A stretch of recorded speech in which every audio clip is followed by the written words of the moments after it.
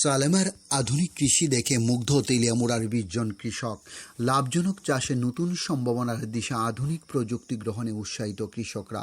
আধুনিক কৃষি প্রযুক্তির সফল প্রয়োগ এবং লাভজনক ফসল চাষের বাস্তব অভিজ্ঞতা অর্জনের লক্ষ্যে আজ বৃহস্পতিবার তেলিয়ামুড়া মহকুমা অন্তর্গত কৃষ্ণপুর কৃষি তত্ত্বাবধায়কের অন্তর্গত মাইগঙ্গা গ্রাম পঞ্চায়েতের ২০ জন কৃষক সালেমা কৃষি তত্ত্বাবধায়কের আওতাধীন বিভিন্ন কৃষিক্ষেত্র পরিদর্শন করেন। এই শিক্ষা সফরে কৃষকদের মধ্যে নতুন উদ্দীপনা ও আত্মবিশ্বাস সৃষ্টি করেছে। পরিদর্শনকালে কৃষকরা সালেমা এলাকার সফল মাস্কমেলন, বর্ষাকালীন তরমুজ এবং জামথুম এলাকায় অয়েল পাম্প বাগানের সঙ্গে অন্তঃফসল হিসাবে আনারস চাষের সফল মডেল ঘুরে দেখেছেন। আধুনিক প্রযুক্তি, উন্নত পরিচর্যা এবং পরিকল্পিত চাষাবাদের মাধ্যমে কিভাবে কম সময়ে অধিক লাভ অর্জন করা যায় তা সরাসরি দেখে তারা অনেকটাই আনন্দিত এবং অনুপ্রাণিত হয়েছেন বলে জানা যায়। ডিউরি রিপোর্ট, খোয়াই টাইমস বাংলা। আমি নিত্যব্রত সরকার, আমি একজন ফার্মার, কৃষ্ণপুর সেক্টরের অন্তর্ভুক্ত মাইগঙ্গা গ্রাম পঞ্চায়েত। আজ সালামা এলাকা আসার উদ্দেশ্যটা কি? আমরা একটা টিম এসেছি, 10 জনের একটা টিম। এই টিমের মূল উদ্দেশ্য হচ্ছে আমাদের মাননীয় প্রধানমন্ত্রী বলেছেন কৃষিতে আত্মনির্ভর হওয়ার জন্য।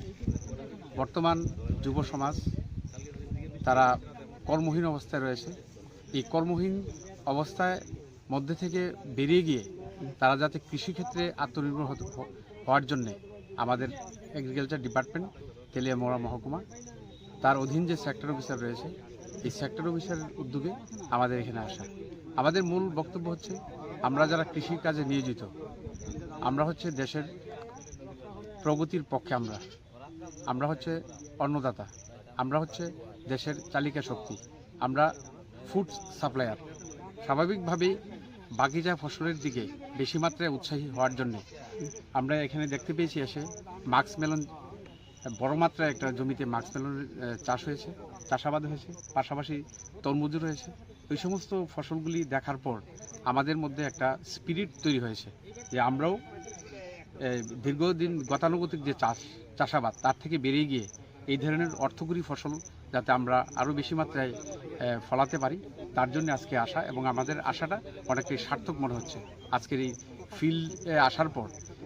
এখানকার যারা আমাদের প্রান্তিক কৃষক তাদের সঙ্গে কথা বলে সরজমিনে দেখার পর আমরা মনে হয়েছে যে এই ধরনের চাষাবাদের সঙ্গে আমরা যদি যুক্ত হতে পারি, অবশ্যই আর্থিক দিকে আমরা বেনিফিট হব এবং আমাদের ত্রিপুরা কৃষিতে আরও বেশি উন্নত, আগামী দিন আরও বেশি উন্নত পর্যায়ে গিয়ে পৌঁছবে।